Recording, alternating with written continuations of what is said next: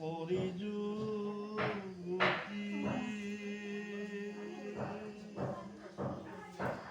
ও মহাসুখে হৰণ ভকতে লোভ কৰি মুকুতি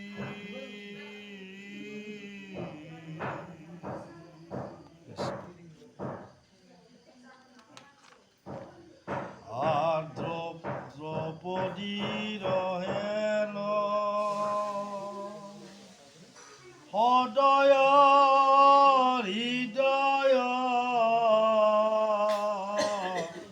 দেখিয়া যত মহন্ত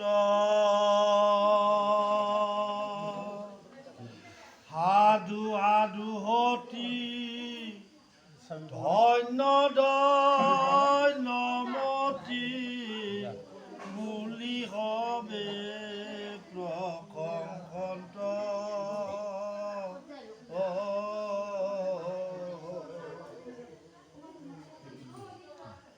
আৰ পুত্ৰ বোধিদি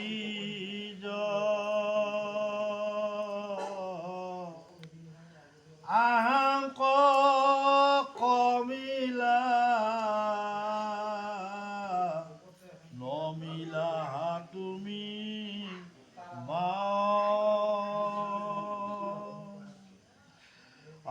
তোমাৰ সন্মান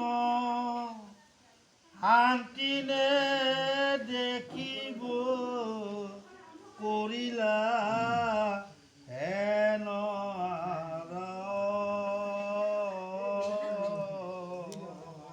আইসকলৰ এটা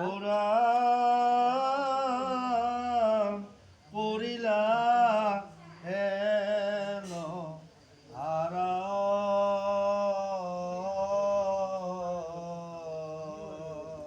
কৃষ্ণ আইসকলৰ সুজ্ঞান আৰু সুচৰিত্ৰা আইসকলৰ এটা ভাল ইয়াতে নিদৰ্শন দাঙি ধৰিছে। দ্ৰৌপদীৰ 5টা পুতেকৰ শিৰচ্ছেদ হ'ল আৰু সেই শিৰচ্ছেদ হোৱা পুত্ৰৰ দুখত দুখিত হৈ যিমান আত্ম আঘাত পাই থাকিল, যেতিয়া এনেকৈ অশ্বত্থামাক ধৰি লৈ আহিল তেতিয়া অশ্বত্থামাৰ সেই কাৰুণ্য আৰু হিয়া ভঙা কান্দন দেখিলে অৰ্জুনে আৰু ভীমেতো তেওঁক বধ কৰিবই, এইটো এটা নিশ্চিত ভাৱ তাত প্ৰকাশ পাইছে। আৰু তেতিয়া দ্ৰৌপদী অশ্বত্থামাৰ সেই মুহূৰ্তটো দেখি সংকট সময়টো দেখি তেওঁৰ 5টা পুত্ৰ মৰাৰ পিছত তেওঁ নিজৰ কথা নাভাবি অশ্বত্থামাৰ কথা ভাবিব লাগিছে, কিমান দুখ পাব লাগিছে, কটকটাকৈ বান্ধছে। আৰু ইতিমধ্যে তেওঁৰ পিতৃ নাইকিয়া হৈছে, বৃদ্ধ গৌতমী মাক বৃদ্ধ লৰিব চলিব নোৱাৰে, সেই মাতৃৰ বিলাই কি হ'ব, এই কথাবোৰ মানে দ্ৰৌপদীয়ে সিমান দুখৰ মাজতো ভাবিব লাগছে। অৰ্থাৎ ইটোকে বুজাইছে নিজৰ দুখতকৈ জ্ঞানী আইসকলে সুচৰিত্ৰা আইসকলে কেতিয়াও আনৰ দুখ সহ্য কৰিব নোৱাৰে, নিজৰ দুখ যত নহওক।